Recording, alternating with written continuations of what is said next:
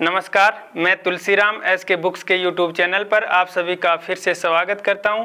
हर बुधवार की तरह करंट अफेयर्स के 35 क्वेश्चंस फिर से लेके आए आपके सामने। चलिए देखते हैं ये 35 क्वेश्चंस कौन से हैं। देखिए, इनमें खेल से संबंधित 6 क्वेश्चन हैं, प्रमुख व्यक्ति और नियुक्ति से संबंधित 3 हैं, स्थान से 2, पुरस्कार से 3, अर्थशास्त्र से 2, रक्षा से 4, विज्ञान एवं प्रौद्योगिकी से 2, योजना से 2, दिवस से 1, विविध 10। इस प्रकार से ये 35 क्वेश्चंस बन जाते हैं। चलिए देखते हैं ये 35 क्वेश्चंस कौन से हैं। पहला क्वेश्चन खेल से संबंधित है, यानी स्पोर्ट्स से रिलेटेड है। क्या पूछा गया है? अंतर्राष्ट्रीय क्रिकेट में टाइम आउट होने वाला पहला खिलाड़ी कौन है? Angelo Mathews, Scott Edwards, Shakib Al Hasan, Hashmatullah Shahidi.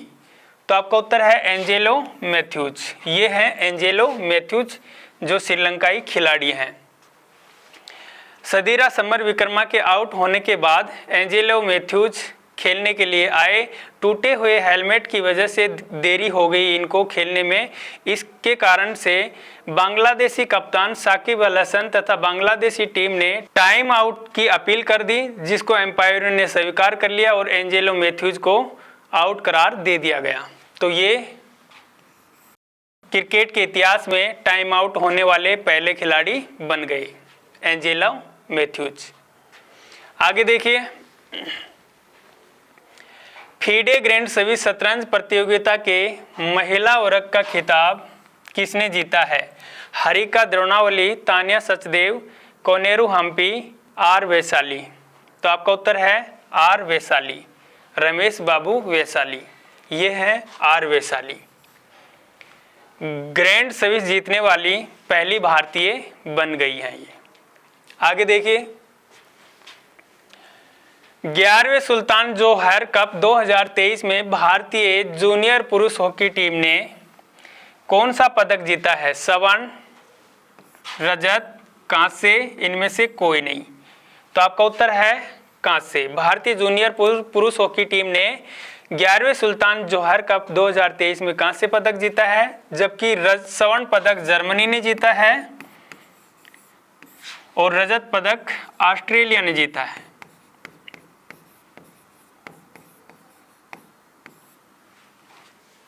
चलिए आगे देखते हैं। 2025 में 24वीं एशियाई तीरंदाजी चैंपियनशिप की मेजबानी कौन करेगा? चीन, मलेशिया, बांग्लादेश, भारत। तो आपका उत्तर है बांग्लादेश। और 23वीं है, ये 23वीं एशियाई तीरंदाजी चैंपियनशिप ये थाईलैंड के बैंकॉक में हुई है अभी संपन्न। आगे देखिए, सैयद मुश्ताक अली ट्रॉफी 2023 का खिताब किसने जीता? पंजाब, दिल्ली, बड़ौदा, असम। तो आपका उत्तर है पंजाब। पंजाब ने बड़ौदा को हराकर सैयद मुश्ताक अली ट्रॉफी 2023 जीत ली है। पंजाब ने ये ट्रॉफी पहली बार जीती है। इससे पहले पंजाब 4 बार इस ट्रॉफी का फाइनल खेल चुका, लेकिन कभी इनको फाइनल में जीत नहीं मिली, जिसके कारण से कभी ये इससे पहले ये ट्रॉफी नहीं जीत पाए। तो पंजाब ने पहली बार सैयद मुश्ताक अली ट्रॉफी 2023 जीती है। आगे देखिए, ब्रिटिश एंड्योरेंस चैंपियनशिप में भाग लेने वाली पहली भारतीय महिला कार रेसर हुमेरा मुश्ताक का संबंध किससे है? जम्मू कश्मीर, गोवा, सिक्किम, हरियाणा। तो आपका उत्तर है ये जम्मू कश्मीर से संबंधित हैं। ये हैं रेसर हुमेरा मुश्ताक। अब आगे आपके क्वेश्चन हैं, ये प्रमुख व्यक्ति और नियुक्ति से संबंधित हैं। इससे पहले खेल से संबंधित क्वेश्चंस थे। क्या पूछा गया? आरबीआई ने किसे कार्यकारी निदेशक नियुक्त किया है? साइमा वाजेद, हीरालाल सामरिया, मनोरंजन मिश्रा, प्रवीण मधुकर। तो आपका उत्तर है मनोरंजन मिश्रा। मनोरंजन मिश्रा को आरबीआई ने कार्यकारी निदेशक नियुक्त किया है। आगे देखिए, वह बांग्लादेश की प्रधानमंत्री कौन है जो दुनिया की सबसे लंबे समय तक शासन करने वाली महिला प्रमुख बनी है? खालिदा जिया, साइमा वाजिद, शेख हसीना, बुशरा बेगम। तो आपका उत्तर है शेख हसीना। ये है शेख हसीना, जो बांग्लादेश की वर्तमान प्रधानमंत्री भी हैं। आगे देखिए, भारत के मुख्य सूचना आयुक्त के पद पर किसे नियुक्त किया गया है? वाई के सिन्हा, हीरालाल सामरिया, साइमा वाजिद, वजाहत हबीबुल्ला। तो आपका उत्तर है हीरालाल सामरिया। ये है हीरालाल सामरिया। ये पहले दलित हैं जो भारत के मुख्य सूचना आयुक्त बने हैं। आगे देखिए, अब क्वेश्चन है आपके स्थान से संबंधित। क्या पूछा है? भारतीय नौसेना सेलिंग चैंपियनशिप 2023 का आयोजन कहाँ किया गया है? हैदराबाद, कोच्चि, मुंबई, बेंगलुरु। तो आपका उत्तर है ये मुंबई में किया गया है। यानी भारतीय नौसेना सेलिंग चैंपियनशिप 2023 का आयोजन मुंबई में किया गया। आगे देखिए, गंगा उत्सव के 7वें संस्करण का आयोजन कहाँ किया गया है? नई दिल्ली, भोपाल, पटना, वाराणसी। तो आपका उत्तर है नई दिल्ली। ये देखिए, national mission for clean Ganga, नई दिल्ली में इसका आयोजन किया गया है, जो 7वां संस्करण है। आगे देखिए, अब आपके क्वेश्चन है पुरस्कार से संबंधित। यूएनईपी ने चैंपियंस ऑफ द अर्थ पुरस्कार 2023 से किसे सम्मानित किया है? Blue Circle, Josefina Bel Monte, Ellen MacArthur, Jose Manuel, उपयुक्त सभी।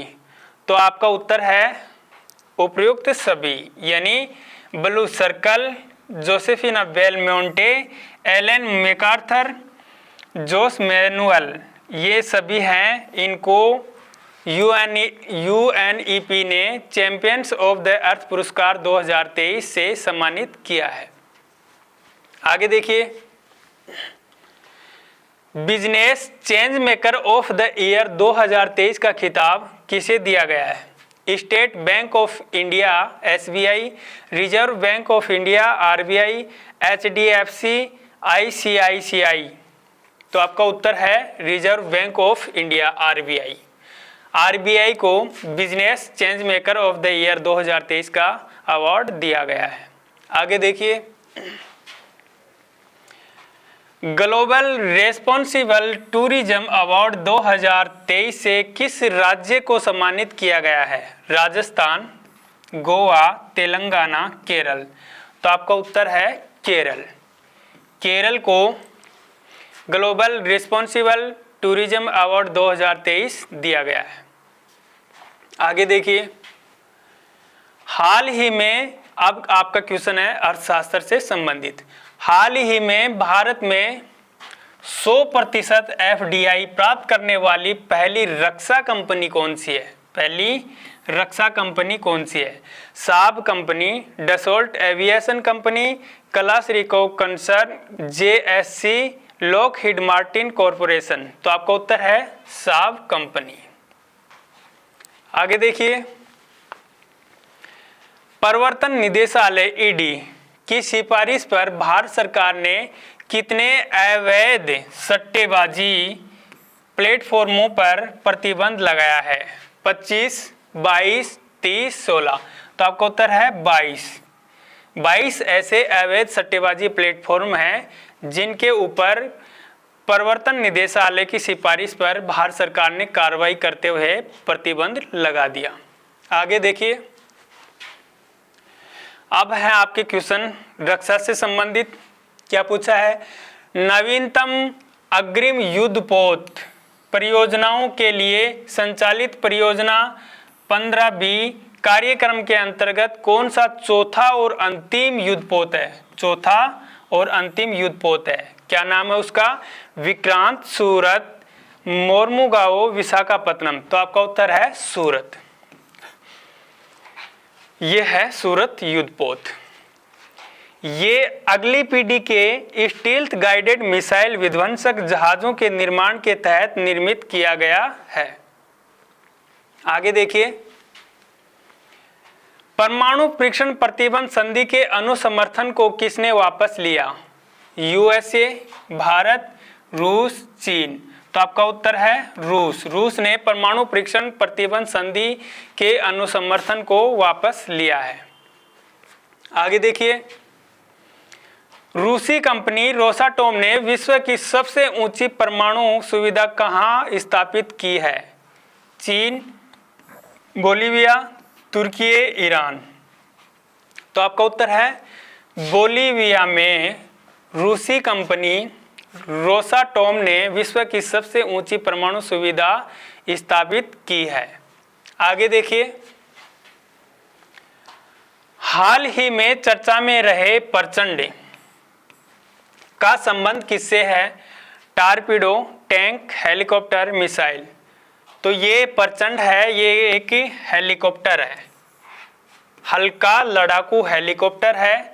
ये ऐसा पहला हल्का लड़ाकू हेलीकॉप्टर है जो 5000 मीटर की ऊंचाई पर उतर सकता है तथा उड़ान भर सकता है। तो ये थे आपके यहाँ रक्षा तक के क्वेश्चंस। आगे के क्वेश्चंस सर बताने जा रहे हैं आपको। पीछे के क्वेश्चंस सर ने आपको करवा दिए। अब हम चलेंगे साइंस और टेक से संबंधित क्वेश्चनों से। तो हमारा क्वेश्चन है, पश्चिमी घाट पर कौन सी नई प्रजाति खोजी गई है? तो हाल ही में रिसेंटली पश्चिमी घाट पर सिनेमास्पिस राशिदी, यह जो प्रजाति है ये खोजी गई है। ये क्या है? पश्चिमी घाट है। और ये क्या है? पूर्वी घाट, जो कोंकण तट है और मालाबार तट है। वो कौन से घाट के हिस्से हैं? पश्चिमी घाट के। जबकि उत्तरी सरकार तट और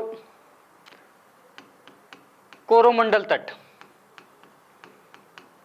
ये क्या है? पूर्वी घाट के तट है। और ये जो पश्चिमी घाट है ये क्या है? अधिक कटापट है, इसलिए यहाँ बंदरगाह भी क्या है? ज्यादा है।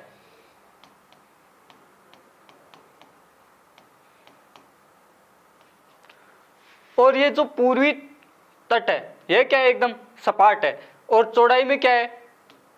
पश्चिमी घाट की तुलना में क्या है? ज्यादा चौड़ा है। और यहाँ जो बंदरगाह है वो क्या है? कम है। और ये चौड़ा क्यों है? क्योंकि यहाँ जो नदियां हैं वो क्या है? डेल्टा बनाती है, इसलिए ये घाट क्या है? चौड़ा है। और नीचे कुछ क्वेश्चन दे रखे हैं। प्रोजेक्ट टाइगर, प्रोजेक्ट टाइगर कब शुरू हुआ? 1973 में। और 2023 में इसको कितने वर्ष पूरे हो गए हैं? 50 वर्ष।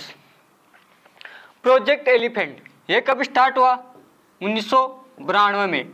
और प्रोजेक्ट नीलगिरी तार, जो ये नीलगिरी तार है ये किसका स्टेट एनिमल है? तमिलनाडु का स्टेट एनिमल है। और तमिलनाडु के जो सीएम है M.K. स्टालिन, उन्होंने हाल ही में कौन सा प्रोजेक्ट स्टार्ट किया है? नीलगिरी तार प्रोजेक्ट। तो ये कहाँ का है? तमिलनाडु का है।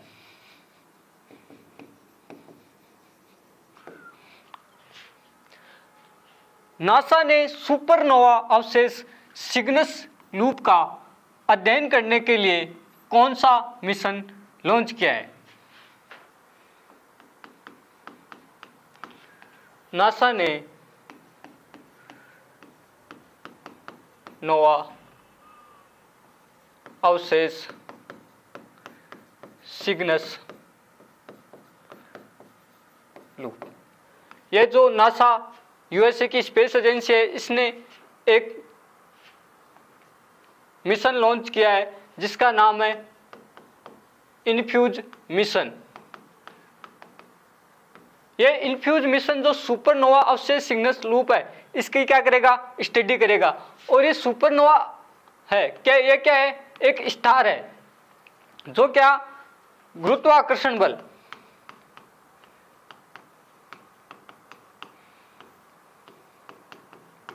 जो ग्रेविटेशनल फोर्स होता है उसके कारण ये क्या है? टूट गया। ये जो सुपरनोवा स्टार है और ये अब प्रेजेंट में क्या है? सिग्नस लूप अवशेष के रूप में है। इसके अध्ययन करने के लिए जो नासा है उसने इनफ्यूज मिशन लॉन्च किया है। और ये जो सुपरनोवा है इसकी पृथ्वी से दूरी है 2600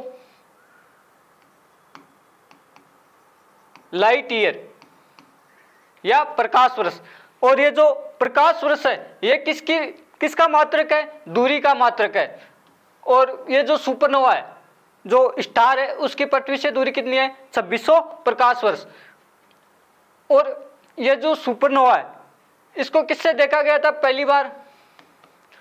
जो हब्बल टेलीस्कोप होता है,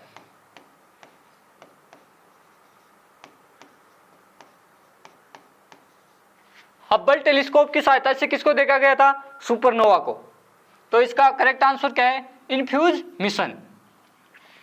अब है आदित्य L1 मिशन। यह किसके अध्ययन से संबंधित मिशन है? सूर्य के अध्ययन से संबंधित मिशन है, जो इसरो के द्वारा लॉन्च किया गया। जो सूर्य और पृथ्वी है, इनके मध्य 5 पॉइंट है, L1, L2, L3, L4, L5। और जो ये L1 पॉइंट है, जिसको लैग्रेंज पॉइंट बोलते हैं, यहाँ आदित्य L1 मिशन लॉन्च किया गया है, जो सूर्य की स्टडी करेगा। अब चंद्रयान 3 मिशन, ये कब लॉन्च हुआ? 14 जुलाई को। और ये चंद्रमा की सतह जो साउथ पोल है, वहां कब पूछा? 23 अगस्त। और इस 23 अगस्त को ही भारत में क्या घोषित किया गया है? Indian space day. यह गगनयान मिशन है, यह एक मानव युक्त मिशन है। इसके व्हीकल का अभी प्रशिक्षण किया गया है। और ये जो गगनयान मिशन है, कब लॉन्च होगा? 2024 में। और समुद्रयान मिशन, यह जो समुद्रयान मिशन है, यह समुद्र का अध्ययन करने के लिए लॉन्च किया गया। इसका जो व्हीकल है वो क्या है? मत्स्य 6000। और ये जो मत्स्य समुद्रयान मिशन है, ये किसके द्वारा लॉन्च किया गया है? जो अर्थ और साइंस मिनिस्ट्री है भारत की, उसके द्वारा लॉन्च किया गया है। जो आर्टेमिस मिशन है, ये किसका है? नासा का है। अब हमारे क्वेश्चन है योजना से संबंधित। हाल ही में डॉक्टर पुनीत राजकुमार हृदय ज्योति योजना किसने प्रारंभ की है? पुनीत राजकुमार, यह क्या थे? साउथ के क्या थे? एक्टर और क्या? समाज सेवी थे। इनका पिछले वर्ष निधन हो गया। और इनके नाम पे जो कर्नाटक सरकार है, उसने एक योजना स्टार्ट की है, पुनीत राजकुमार हृदय ज्योति योजना। तो इसका करेक्ट आंसर क्या होगा? कर्नाटक। इंडिया जस्टिस रिपोर्ट, ये जो 2023 की इंडिया जस्टिस रिपोर्ट है, इसमें शीर्ष स्थान पे कौन है? कर्नाटक है। जबकि अंतिम स्थान पे कौन है? इसमें यूपी है। और ये क्वेश्चन कई बार पूछ लिया गया है, ऐसे क्वेश्चन। और उड़न इंडिया परोपकारी सूची 2023, रिसेंटली पिछले ही वीक में ये उड़न इंडिया परोपकारी सूची जारी हुई है। इसमें 1 नंबर पे है शिव नाडर। भारत में जो दानदाता है, उनकी सूची पे 1 नंबर पे शिव नाडर है, जिनकी कंपनी है HCL, उसके मालिक है। और 2 नंबर पे हैं अजीम प्रेम जी, जो किसके फाउंडर हैं? विप्रो।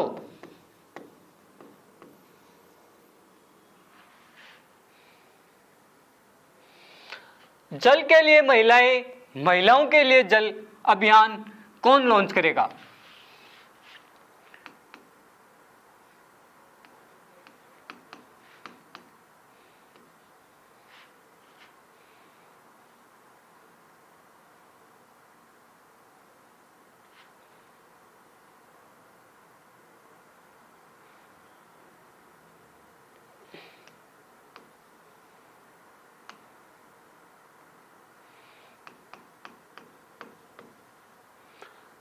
जो मिनिस्ट्री ऑफ अर्बन हाउस है और जो NULM है, नेशनल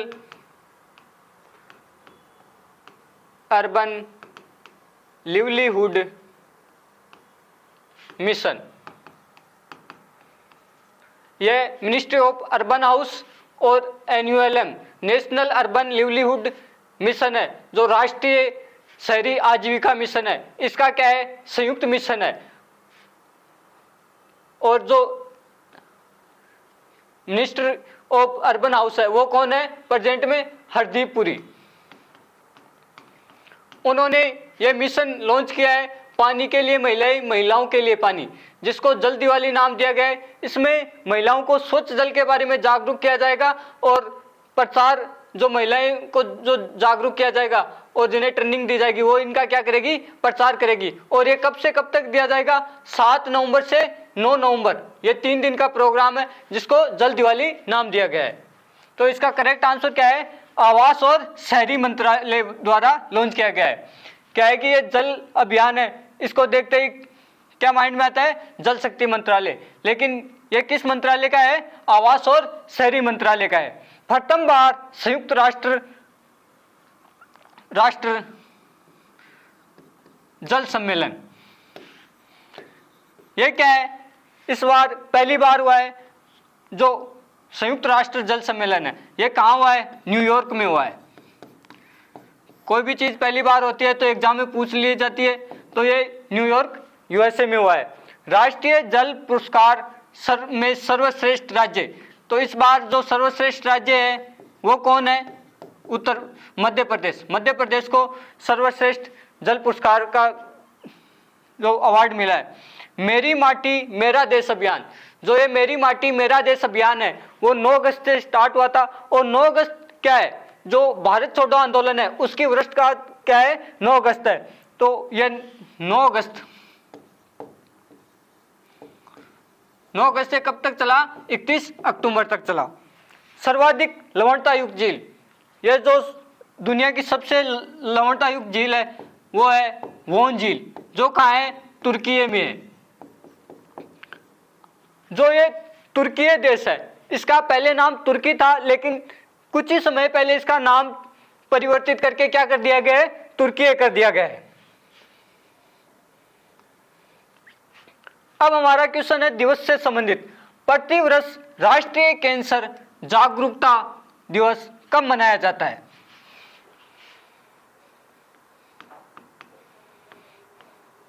तो प्रतिवर्ष जो कैंसर डे है वो कब मनाया जाता है, 4 फरवरी को। लेकिन जो कैंसर अवेयरनेस डे ये कब मनाया जाता है, 7 नवंबर को। तो आपको अगर नेशनल कैंसर डे पूछे तो क्या बताओगे, 4 फरवरी। लेकिन नेशनल कैंसर अवेयरनेस डे पूछे तब क्या बताओगे, 7 नवंबर। तो इसका करेक्ट आंसर क्या है, 7 नवंबर। और जो ये 5 नवंबर है इसको क्या मनाते हैं, सुनामी दिवस, विश्व सुनामी दिवस। और 14 नवंबर को क्या मनाते हैं, बाल दिवस और डायबिटीज दिवस।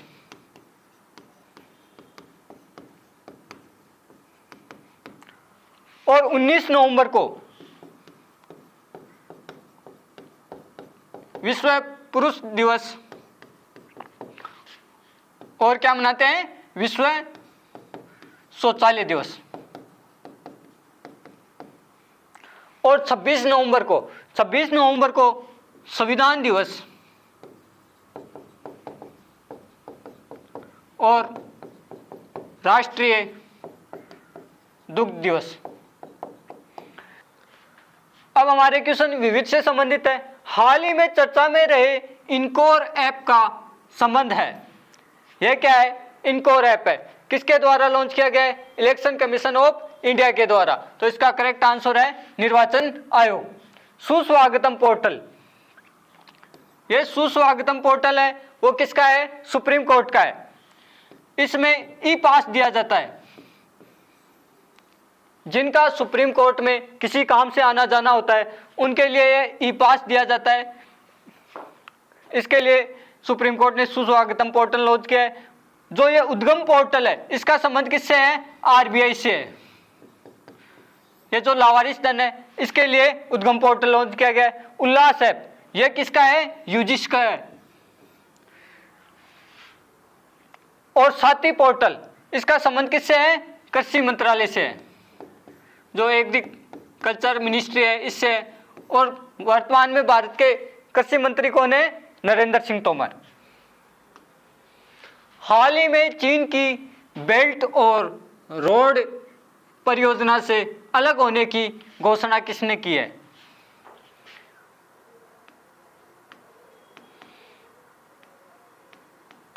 BRI, belt and road initiative. यह बेल्ट और रोड इनिशिएटिव प्रोजेक्ट है, ये किसका है? चाइना का है, जो कब शुरू हुआ था? 2013 में। और इस BRI को ही क्या बोलते हैं? OBOR, one belt one road. इसमें बेल्ट है, वन बेल्ट, ये क्या है? समुद्री मार्ग है, जबकि वन रोड क्या है? यह सड़क मार्ग है। और इसका उद्देश्य जो BRI है या OBOR है, इसका उद्देश्य क्या है?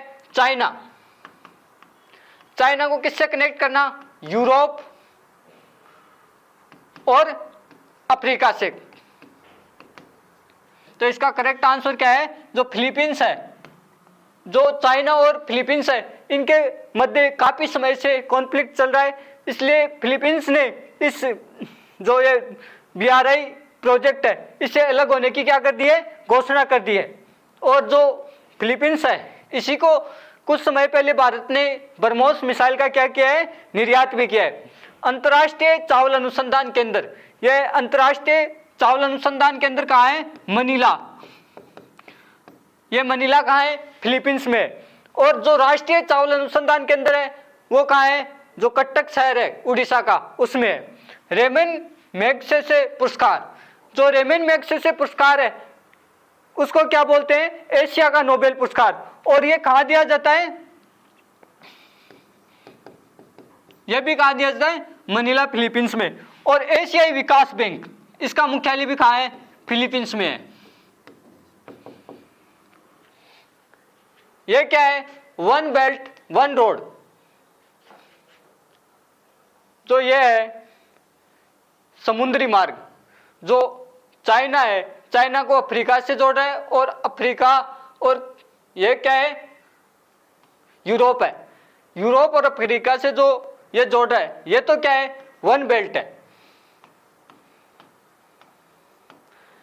क्या है? समुद्री मार्ग है। और ये जो मार्ग है, जो यूरोप और अफ्रीका को चाइना से कनेक्ट कर रहा है, उसको क्या बोलते हैं? One road. तो ये तो क्या है? One road. और ये क्या है? वन बेल्ट, जो समुद्री मार्ग है।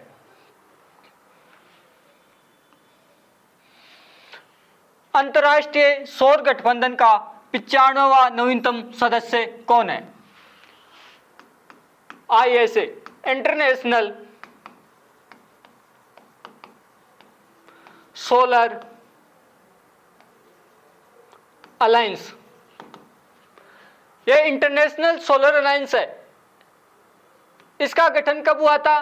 2015 में। 2015 में जो फ्रांस है, इसमें किसकी बैठक हुई थी? COP21 की। COP को बोलते हैं कॉन्फ्रेंस ऑफ पार्टीज। जो 21 नंबर की कॉन्फ्रेंस ऑफ पार्टीज हुई थी, उसकी बैठक कहाँ हुई थी? फ्रांस में हुई थी।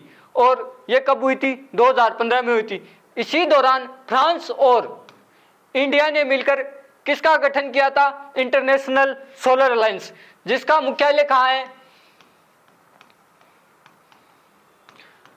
जिसका मुख्यालय है गुरुग्राम,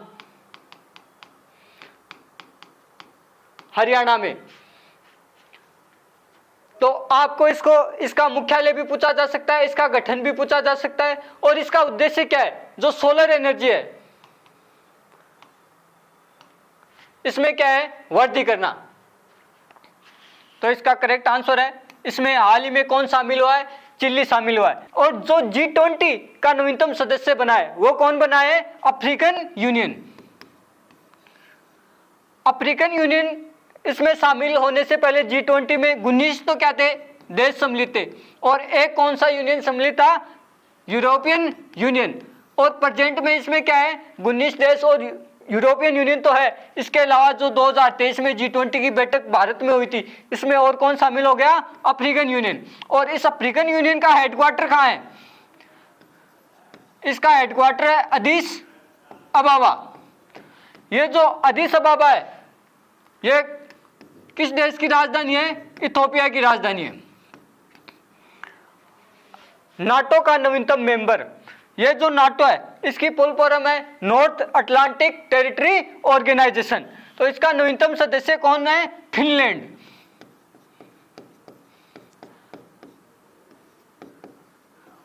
और ये कितने नंबर का देश है? 31वां नवीनतम मेंबर है नाटो का।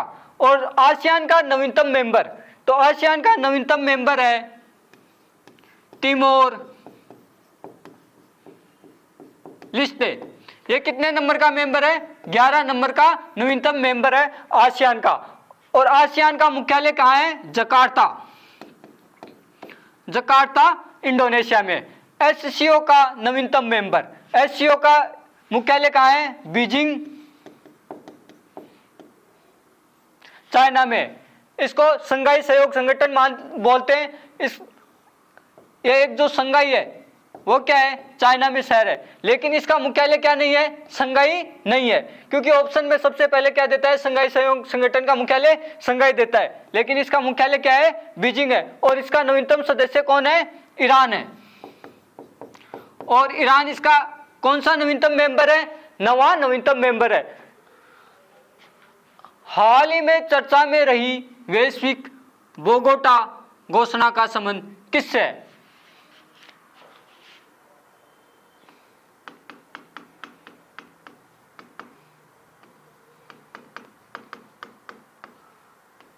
जो हाल ही में जो बोगोटा डिक्लेरेशन हुई है, ये बोगोटा है, ये किस देश की राजधानी है? कोलंबिया की। इस कोलंबिया के बोगोटा में एक बैठक हुई थी, उसमें एक घोषणा होती है जिसको बोगोटा डिक्लेरेशन बोलते हैं। ये जो 6 प्रजाति है रिवर डॉल्फिन की, वो क्या है? विलुप्ति की कगार पर है। तो इनको संरक्षण को लेकर कौन सा घोषणा पत्र आता है? बोगोटा डिक्लेरेशन, जिसमें क्या है? 11 देश सम्मिलित है। और ये 11 देश कहाँ के हैं? एशिया और कहाँ के हैं? साउथ अमेरिका के हैं। यहाँ क्या पाई जाती है? ये जो रिवर डॉल्फिन है ये अधिक पाई जाती है। और जो ये 6 प्रजाति है वो क्या है? प्रेजेंट में विलुप्ति की कगार पर है। इसके लिए ये बोगोटा डिक्लेरेशन हुआ है। अब जो न्यू दिल्ली डिक्लेरेशन है ये किस में हुआ था? G20 समिट जो 2023 में इंडिया में हुई थी, उसमें दिल्ली डिक्लेरेशन लाया गया था। जो बेलेचले डिक्लेरेशन है ये किस में आया था? जो आर्टिफिशियल इंटेलिजेंस सेफ्टी समिट हुई थी वो कहाँ हुई थी? यूके। इसमें जो आर्टिफिशियल इंटेलिजेंस है, इनसे जो खतरा है उनको सेफ्टी को देखते हुए कौन सा घोषणा पत्र लाया गया था? बेलेचले घोषणा पत्र, जो कहाँ लाया गया था? यूनाइटेड किंगडम के अंदर। जो राष्ट्रीय डॉल्फिन दिवस, राष्ट्रीय डॉल्फिन दिवस कब मनाया जाता है? 5 अक्टूबर को। राष्ट्रीय जलीय जीव, जो भारत का राष्ट्रीय जलीय जीव है वो क्या है? गांगे डॉल्फिन, जिसको राष्ट्रीय जलीय जीव का दर्जा कब दिया गया था? 5 अक्टूबर 2009 को। इसीलिए 5 अक्टूबर को क्या मनाते हैं? राष्ट्रीय डॉल्फिन दिवस मनाते हैं। अब हमारा क्वेश्चन है, हाल ही में making our future new direction for human development in Asia and the Pacific report किसने जारी की? HDR, human development report. ये जो ह्यूमन डेवलपमेंट रिपोर्ट है ये किसने जारी की है हाल ही में? UNDP। UNDP का मुख्यालय कहाँ है? न्यूयॉर्क, अमेरिका के अंदर है। इसकी फुल फॉर्म है यूनाइटेड नेशन डेवलपमेंट प्रोग्राम। इसने HDR रिपोर्ट जारी की है। और वो जो HDR रिपोर्ट है वो किस सेक्टर के लिए जारी की है? Asia Pacific. जो एशिया प्रशांत क्षेत्र है यहाँ के देशों के लिए जारी की है। इसमें बताया गया है कि जो गरीबी है इसमें तो क्या हुई है? कमी हुई है। जो गरीबी 25% थी वो अब कितनी परसेंट हो गई है? 15% हो गई है। तो कितने परसेंट की कमी हुई? 10% की कमी हुई। और असमानता जो अनइक्वलिटी है इसमें क्या हुई है, बढ़ोतरी हुई है। तो इसका करेक्ट आंसर है C, UNDP. Global gender gap index, ये ग्लोबल जेंडर गैप इंडेक्स है वो कौन जारी करता है, WEF, वर्ल्ड इकोनॉमिक फोरम, जो विश्व आर्थिक मंच है वो क्या करता है, इस रिपोर्ट को जारी करता है। और इस इंडेक्स में भारत कौन से स्थान पे है, 127वें स्थान पे। जो ग्लोबल जेंडर गैप इंडेक्स है इसमें भारत का स्थान कौन सा है, 127वां। जो वर्ल्ड प्रेस फ्रीडम इंडेक्स है इसमें भारत का स्थान कौन सा है, 161वां है। और ये जो वर्ल्ड प्रेस फ्रीडम इंडेक्स है ये कौन जारी करता है, reporters without border. Global economic outlook report ये कौन जारी करता है, IMF, जिसको हम क्या बोलते हैं, इंटरनेशनल मॉनेटरी फंड। हाल ही में चर्चा में रहे ऑपरेशन ऑल क्लियर का संबंध किससे है,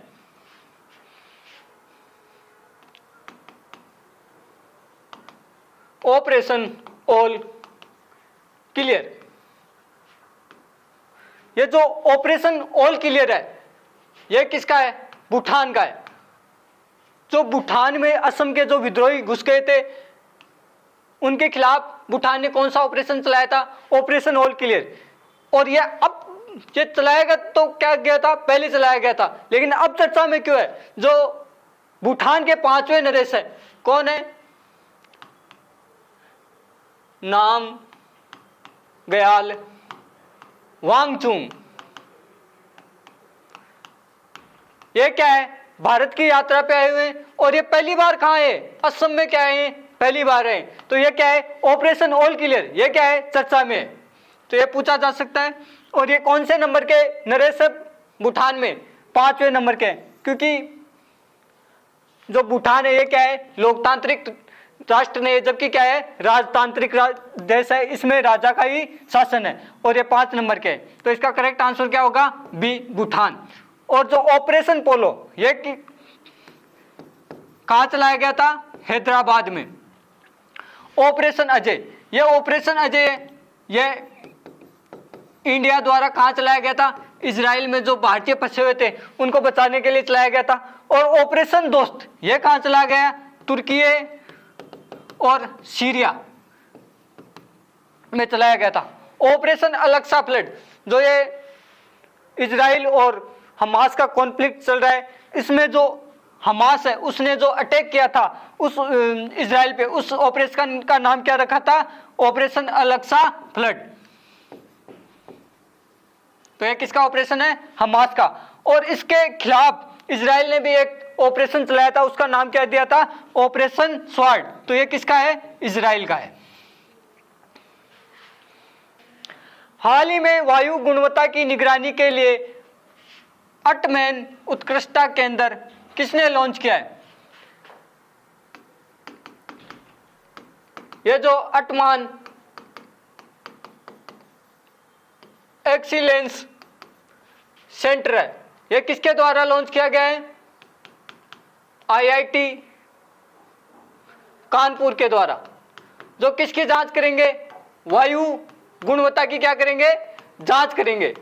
इसके लिए IIT कानपुर ने क्या लॉन्च किया है, अटमान एक्सीलेंस सेंटर। और ये अटमान, इसकी फुल फॉर्म क्या है,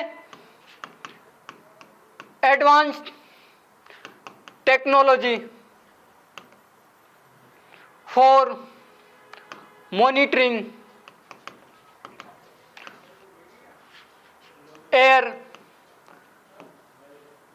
क्वालिटी इंडिकेटर। तो आपको अटमान की अगर फुल फॉर्म पूछे तो क्या बताओगे, advance technology for monitoring air quality indicator. और ये क्या चेक करेगा, वायु गुणवत्ता। किसके द्वारा लॉन्च किए गए, IIT कानपुर के द्वारा। IIT दिल्ली का ऑफशोर कैंपस कहाँ खोला गया, IIT दिल्ली ने पहली बार जो ऑफशोर कैंपस है अपना वो कहाँ खोला है, UAE के अंदर। और जो CBSE है इसने अपना प्रशासनिक कार्यालय देश के बाहर कहाँ खोला है, UAE के अंदर खोला है। और जो IIT मद्रास है इसका ऑफशोर कैंपस कहाँ खोला गया है, जो तंजानिया का जंजीबार शहर है, वहाँ किसका कैंपस खोला गया है? आईआईटी मद्रास का ऑफशोर कैंपस खोला गया है। इसके अलावा जो आईआईटी मद्रास है, इसने एक प्रोजेक्ट लॉन्च किया था, प्रोजेक्ट काटरू। ये जो प्रोजेक्ट काटरू था आईआईटी मद्रास का, यह भी किससे संबंधित था? वायु गुणवत्ता की जांच करने से संबंधित था। हाल ही में लिप एड पहल किसने प्रारंभ की है? तो ये जो लिप एड इनिशिएटिव है, ये किसके द्वारा लॉन्च की गई है? Ministry of electronics information technology, जो इलेक्ट्रॉनिक्स और सूचना प्रौद्योगिकी मंत्रालय, इसके द्वारा क्या की गई है? लॉन्च की गई है। इसका उद्देश्य क्या है? इसके मंत्री कौन है? पहले तो जो ये अश्विनी वैष्णव है, वो क्या है? भारत के इलेक्ट्रॉनिक्स एवं सूचना प्रौद्योगिकी क्या है? मंत्री है। इसके अलावा क्या है? ये रेल मंत्री भी है। और जो ये स्टार्टअप है, इसको क्या करना है? बढ़ावा देना। जो लिप एड इनिशिएटिव है, इसका क्या है? प्रमुख उद्देश्य है। जो ये स्टार्टअप है, इनको क्या करना है? स्केल अप करना है। और जो स्टार्टअप है, इनको स्केल अप किस करने के लिए क्या जरूरी है? एक तो क्या है? मेंटरशिप और दूसरा क्या है? फंड। भाई किसी भी स्टार्टअप को चलाने के लिए क्या चाहिए? उसको उस स्टार्टअप के बारे में क्या हो? नॉलेज हो। इस नॉलेज के लिए क्या चलाई गई है? मेंटरशिप। और ये मेंटरशिप कितनी माह की होगी? ये 3 मंथ की मेंटरशिप होगी। इसके अलावा जो फंड है, वो कितने फंड की व्यवस्था की गई है? 1 करोड़ रुपए के फंड की क्या की गई है? व्यवस्था की गई है। इसके अलावा इसमें कुछ स्टैटिक जीके दे रखा है। एक पंचायत एक खेल योजना, ये जो एक पंचायत एक खेल योजना कहाँ की है? केरल की है। और ये जो 1 डिस्ट्रिक्ट 1 स्पोर्ट्स परियोजना है, ये कहाँ की है? यूपी की है। और जो ये अमृत धरोहर योजना है, ये जो 75 रामसर स्थल है, जिनको हम वेटलैंड जोन बोलते हैं, वो भारत में प्रेजेंट में कितने हैं? 75 है। इनके संरक्षण के लिए कौन सी योजना स्टार्ट की गई है? अमृत धरोहर योजना। इसके अलावा जो ये मिष्टी योजना स्टार्ट की गई है, ये जो मैंग्रोव वन है, मैंग्रोव वन और जो वनस्पति है, जो कहाँ पाई जाती है? सुंदरवन डेल्टा के आसपास, जो ब्रह्मपुत्र और गंगा का डेल्टा है, उसके जो मैंग्रोव वनस्पति है, उसके संरक्षण के लिए कौन सी योजना स्टार्ट की गई है? मिष्टी योजना। और मुख्यमंत्री मत्स्य संपदा योजना, हाल ही में जो उत्तराखंड राज्य है, उसने कौन सी योजना स्टार्ट की है? मुख्यमंत्री मत्स्य संपदा योजना। और इनसे पहले जो केंद्र सरकार है, उन्होंने कौन सी योजना स्टार्ट की थी? प्रधानमंत्री मत्स्य संपदा योजना, जिसका उद्देश्य क्या था? जो पीसी कल्चर है, मत्स्य पालन, उसको क्या करना था? बढ़ावा देना था। और ये कब तक स्टार्ट की गई थी? 2020 में स्टार्ट की गई थी पीएम मत्स्य योजना। और इसका टारगेट कितना है? 2025 टारगेट है। हाल ही में AQAir के वर्ल्ड एयर क्वालिटी इंडेक्स में दुनिया का सबसे प्रदूषित शहर कौन सा है? तो इसका करेक्ट आंसर है न्यू दिल्ली। भाई सबसे जो प्रदूषित शहर है दुनिया का, वो कौन है? न्यू दिल्ली। जबकि जो विश्व के सबसे ज्यादा प्रदूषित देश है, उनमें क्या है? चाड क्या है? चाड क्या है? 1 नंबर पे है। उसके बाद में कौन है? उसके बाद में है इराक, पाकिस्तान, बहरीन और क्या है? बांग्लादेश। ये जो चाड है, इराक है, पाकिस्तान है, बांग्लादेश है, बहरीन है, ये क्या है? विश्व के सबसे 5 प्रदूषित क्या है? शहर है। जब देश है, ये तो क्या है? देश है। जबकि आपको शहर पूछे विश्व के सबसे प्रदूषित, तो उनमें क्या कौन फर्स्ट नंबर पे आएगा? न्यू दिल्ली। अब नीचे कुछ इंडेक्स दिए गए, विश्व भुखमरी सूचकांक। तो विश्व भुखमरी सूचकांक है, इसमें भारत का स्थान कौन सा है? 111वां स्थान है। और किसी स्टेट पीसीएस में इन्हीं एक सूचकांक में से पूछ भी लिया गया है, तो आपको इन सूचकांक के बारे में पता होना चाहिए। और विश्व शांति सूचकांक, इसमें भारत का स्थान कौन सा है? 126वां है। और विश्व खुशहाली सूचकांक में भी भारत का स्थान कौन सा है? 126वां है। चाहे खुशहाली पूछे चाहे शांति पूछे, इन दोनों में भारत का स्थान कौन सा है? 126वां है। और जो विश्व प्रेस स्वतंत्रता सूचकांक है, इसमें भारत का स्थान कौन सा है? 161वां। और जो ये press world press freedom index जारी करता है। वो कौन करता है? रिपोर्टर्स विदाउट बॉर्डर जो संस्था है वो क्या करती है? विश्व प्रेस स्वतंत्रता सूचकांक जारी करती है। इसके अलावा जो ग्लोबल फायर पावर इंडेक्स है, इसमें भारत का स्थान कौन सा है? 4th स्थान है। और इसमें पहले स्थान पे कौन है? इसमें पहले स्थान पे है यूएसए, दूसरे स्थान पे कौन है? रशिया, और तीसरे स्थान पे कौन है? चाइना, और 4th स्थान पे कौन है? इंडिया है। हमारा क्वेश्चन है, हाल ही में केंद्र सरकार ने किसके साथ पहली रेल लिंक कोकराझार गोलेफू प्रारंभ करने की घोषणा की है? तो हाल ही में जो भूटान के 5वें नरेश है नामग्याल वांगचुक, वो क्या आए थे? असम की यात्रा पर आए थे 3 दिवसीय। तो इसमें एक प्रोजेक्ट के लिए MOU हुआ है। जो ये कोकराझार है वो कहाँ है? असम में, जबकि गोलेपुस्तान है ये कहाँ है? भूटान में। और इनके मध्य एक रेल प्रोजेक्ट को लेकर बात हुई है। एक रेल प्रोजेक्ट कितने किलोमीटर लंबा होगा? 58 किलोमीटर लंबा होगा। और ये जो डोकलाम है, ये डोकलाम सिक्किम और किसके मध्य है? भूटान के मध्य। ये किन देशों के मध्य विवादित है? एक तो क्या है? तिब्बत, सिक्किम और भूटान। अगर देश पूछे तो कौन से हैं? इंडिया, चाइना और भूटान के मध्य ये क्या है? विवादित है। और ये काफी क्या रहा था? चर्चित रहा था। तो यहाँ से आपसे क्वेश्चन पूछा जा सकता है। तो इसका करेक्ट आंसर क्या होगा? भूटान। जो मैत्री पाइपलाइन योजना है ये किन के मध्य है? इंडिया और क्या है? बांग्लादेश के मध्य। और ये कितने किलोमीटर लंबी है? 131 किलोमीटर लंबी है। जो ये मैत्री पाइपलाइन योजना है इसका मेन उद्देश्य क्या है? डीजल सप्लाई करना। कहाँ से? इंडिया से बांग्लादेश के मध्य। और ये डोकलाम विवाद, ये तो तीनों देशों के मध्य क्या है जो आपको बताई दिया गया है। और जो राष्ट्रीय खुशहाली को राष्ट्रीय आय का आधार, ये कौन मानता है? भूटान। हमारी क्लास कंप्लीट होती है। अगर क्लास अच्छी लगे तो आप लाइक कीजिए और कमेंट सेक्शन में कमेंट कीजिए और चैनल को सब्सक्राइब कीजिए और अपने दोस्तों के साथ क्लास को शेयर कीजिए।